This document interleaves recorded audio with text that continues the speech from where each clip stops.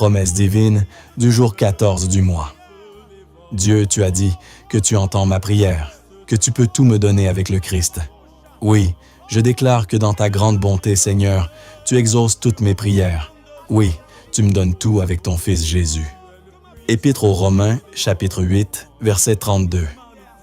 Il n'a pas épargné son propre Fils, mais il l'a livré pour nous tous. Comment pourrait-il, avec lui, ne pas nous donner tout? Dieu, tu as couronné cette année pour moi de bienfaits, et sur mon passage ruisselle l'abondance. Oui, je proclame que comme tu as béni Job, tu me bénis également. Livre des Psaumes, chapitre 64, verset 12. Tu couronnes une année de bienfaits. Sur ton passage ruisselle l'abondance. Livre de Job, chapitre 1, verset 10. N'as-tu pas élevé une clôture pour le protéger, lui, sa maison et tout ce qu'il possède? Tu as béni son travail, et ses troupeaux se multiplient dans le pays. Livre de Job, chapitre 42, verset 10, puis versets 12 à 17.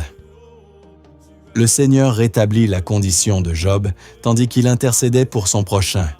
Et le Seigneur porta au double tous les biens de Job. Le Seigneur bénit la nouvelle situation de Job plus encore que l'ancienne. Et Job mourut âgé, rassasié de jours. Père, tu m'as dit que tout ce que je te demanderai au nom de Jésus, tu me le donneras. Évangile selon saint Jean, chapitre 15, verset 16. Alors, tout ce que vous demanderez au Père en mon nom, il vous le donnera. Dieu, tu as dit que tu seras mon libérateur, selon le livre des Psaumes, chapitre 17, verset 3. Oui, c'est toi qui m'arraches du pouvoir du diable, selon l'Évangile selon saint Luc, chapitre 1, verset 71. Seigneur, tu es le salut qui m'arrache à l'ennemi, à la main de tous mes oppresseurs. Oui, tu es mon libérateur. Livre des Psaumes, chapitre 17, verset 3. Dieu mon libérateur, le rocher qui m'abrite, mon bouclier, mon fort, mon arme de victoire. Évangile selon saint Luc, chapitre 1, verset 71. Salut qui nous arrache à l'ennemi, à la main de tous nos oppresseurs. Dieu, tu as dit que tous mes projets réussiront. Tu as dit que j'aurai du succès dans mes entreprises, que j'aurai richesse et gloire en très grande abondance, et que j'amasserai des trésors comme le roi Ézéchias. Oui, je confesse que c'est Dieu qui m'a donné de très grands biens spirituels et corporels. Livre de Josué, chapitre 1, verset 8. Répète sans cesse les enseignements du livre de la loi, et médite-les jour et nuit, de façon à observer tout ce qui y est écrit. Alors tu mèneras à bien tes projets, et ils réussiront.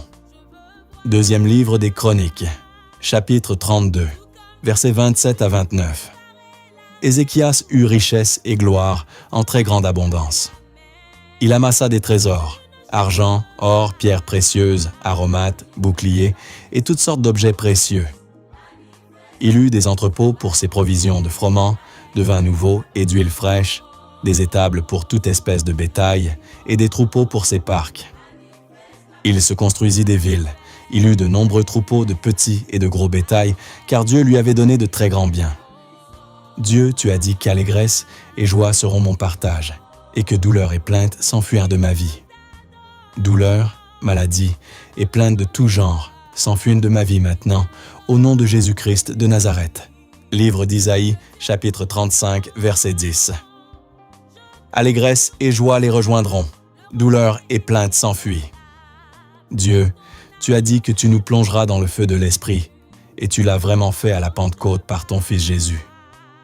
Merci d'avoir fait de moi un témoin de feu du Christ ressuscité. Je suis un témoin de feu du Christ ressuscité.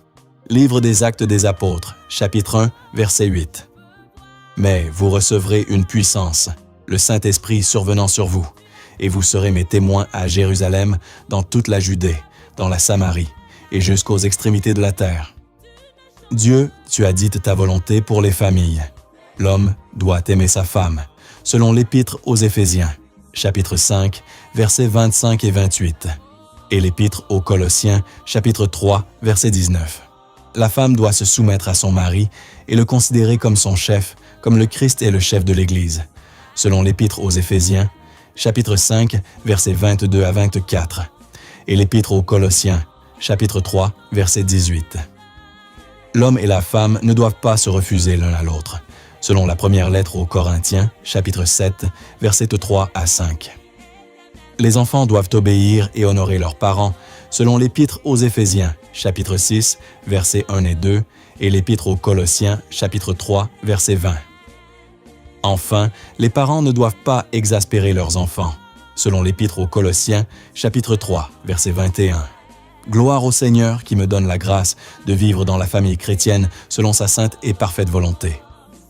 Dieu, tu m'appelles à rejeter le péché et à vivre dans la sainteté, selon la première lettre aux Thessaloniciens,